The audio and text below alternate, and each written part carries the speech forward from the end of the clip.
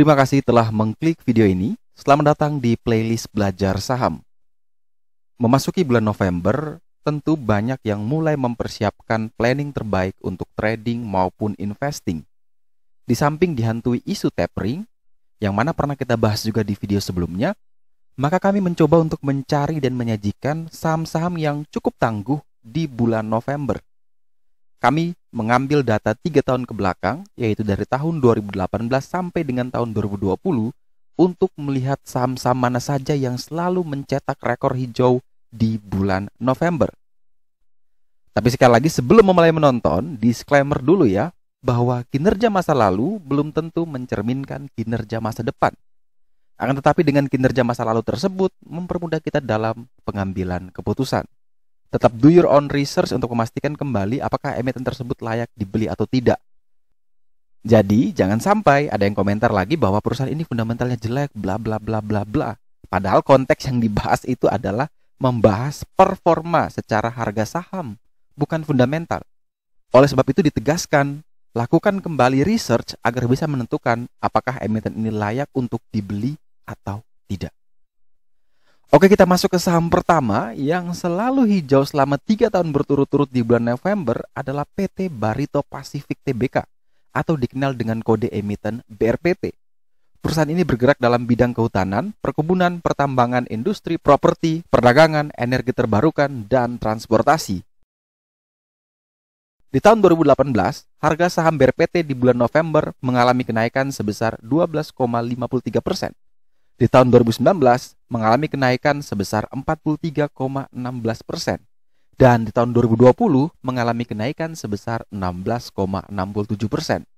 Jika ditotal dalam rentang 3 tahun tersebut, maka saham BRPT selalu mencatat average pertumbuhan sebesar sekitar 24,12%. Next, saham kedua yang selalu hijau selama 3 tahun berturut-turut di bulan November adalah PT Salim Infomas Pratama Tbk atau yang dikenal dengan kode emiten SIM. Perusahaan ini adalah kelompok usaha agribisnis yang terdiversifikasi dan terintegrasi dalam bisnis sawit, mulai dari hulu hingga hilir. Di mana di tahun 2018, kenaikan harga saham di bulan November naik sebanyak 5,22%. Di tahun 2019 mengalami kenaikan 2,84%, di tahun 2020 mengalami kenaikan sebesar 16,36%. Jika ditotal dalam rentang 3 tahun tersebut, saham SIM mencatat average pertumbuhan sebesar 8,14%. Berikutnya saham ketiga yang selalu hijau selama 3 tahun berturut-turut di bulan November adalah PT Bank Tabungan Negara Persero Tbk atau yang dikenal dengan kode emiten BBTN. Perusahaan ini adalah badan usaha milik negara atau BUMN yang bergerak dalam bidang perbankan. Di mana di tahun 2018, kenaikan harga saham di bulan November mengalami peningkatan sebesar 25,94%. Di tahun 2019 mengalami kenaikan 14,52% dan di tahun 2020 mengalami kenaikan sebesar 18,35%. Jika ditotal dalam rentang 3 tahun tersebut, saham BBTN mencatat average pertumbuhan sebesar 19,6%. Berikutnya saham keempat yang selalu hijau selama 3 tahun berturut-turut di bulan November adalah PT Pura Delta Lestari Tbk atau yang dikenal dengan kode emiten DEMAS. Perusahaan ini bergerak dalam bidang pengembangan properti real estate, di mana di tahun 2018 mengalami kenaikan sebesar 20%. Di tahun 2019 mengalami kenaikan sebesar 7,28%. Dan di tahun 2020 mengalami kenaikan sebesar 15,04%. Jika ditotal dalam rentang 3 tahun tersebut, saham DEMAS mencatat average pertumbuhan sebesar 14,11%.